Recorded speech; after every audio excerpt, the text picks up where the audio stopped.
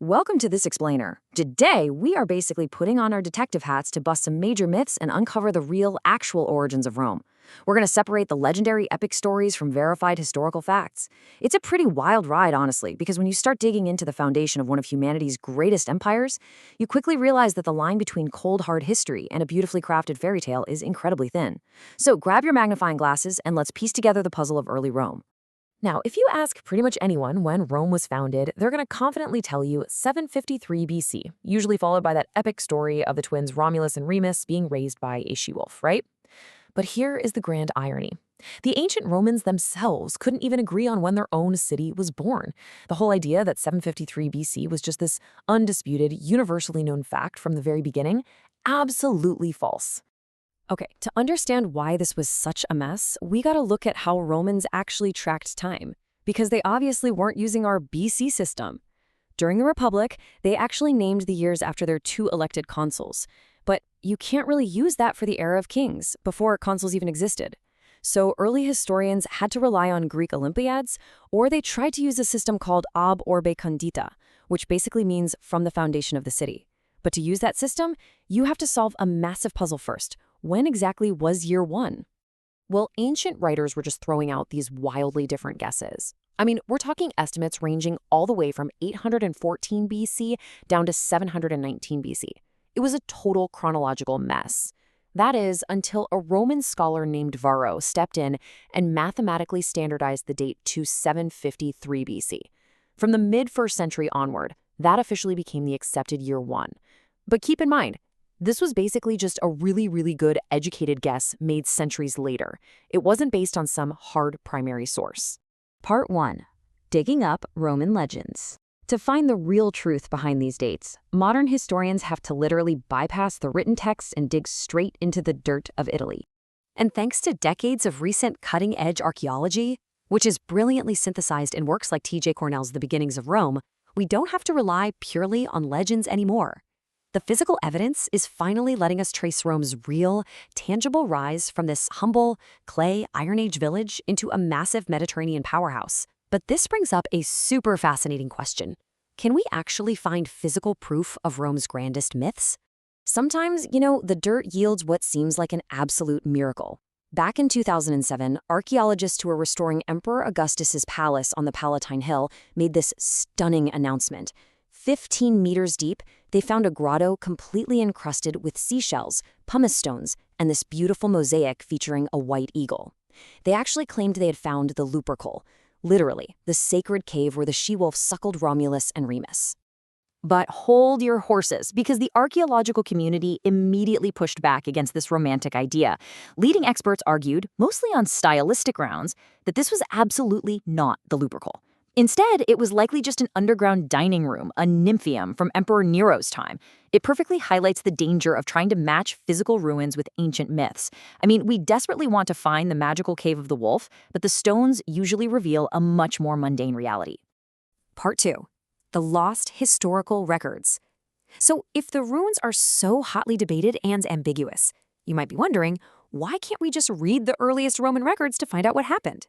The tragic answer basically comes down to one catastrophic year, 390 BC. Almost every single written record from Rome's early history was totally destroyed during the devastating Gallic sack of Rome, led by the chieftain Brennus. The archives burned to the ground, leaving behind a massive black hole of data, meaning the Romans themselves had virtually no primary written sources from before 390 BC. And this is exactly where modern historians pull off a brilliant workaround: stratigraphy. It's the science of reading the physical layers of dirt. If you go deep down in the Roman Forum, we find these archaic offerings from the 7th century BC.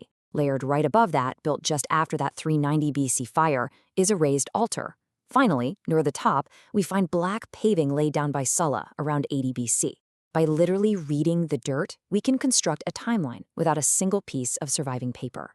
But hey, sometimes buried within those layers of dirt, we actually do find words. Beneath Sulla's paving sits the lapis niger, the black stone.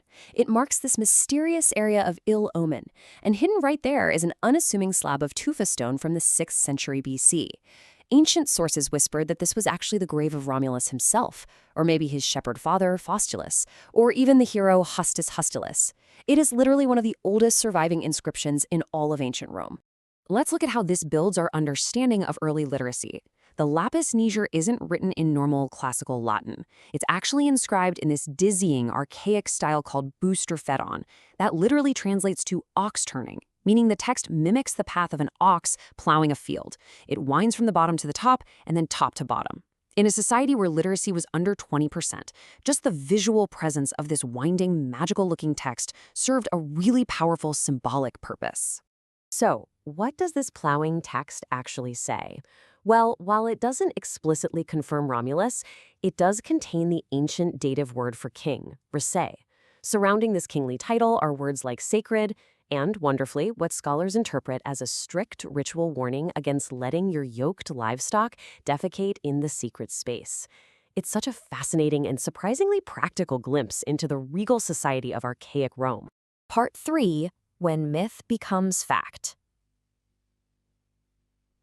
Since the early records burned and the archaeology is so confounding, at what point does Roman history actually stop being a fairy tale and start being undeniable fact? So the crucial point here relies on a really fascinating metric used by historians: character complexity. Think about it. If an ancient figure is a one-dimensional goody two-shoes whose only trait is epic virtue in the face of evil, yeah, they're probably a myth, basically a moral model created to teach Roman values. Real historical figures, on the other hand, are rarely perfect. They leave behind complex, messy, and highly controversial reputations. We can literally see this paradigm shift in the historical record between 366 BC, when the consulship was truly established, and 287 BC. Before 366, you have these flawless, mythical heroes, like Cincinnatus, who just perfectly surrenders supreme power to go back to his humble farm. But as the Republic centralizes around 287 BC, we meet our first real, complex personalities. Take Appius Claudius Caucus. Ancient sources couldn't even agree if he was a rabble-rousing demagogue or a massive aristocratic snob. That mixed reputation, that's the ultimate proof he was a real, breathing politician. As we wrap up this explainer, watching the Romans meticulously construct their own legendary origins leaves us with a pretty profound realization about the nature of truth and memory. I mean, if the greatest empire of antiquity was founded on moral legends and mathematical estimates masquerading as absolute facts, what does that say about the history we accept today? History isn't always just exactly what happened. Sometimes it's the narrative we agree to remember. Keep questioning, keep digging, and never stop exploring the past.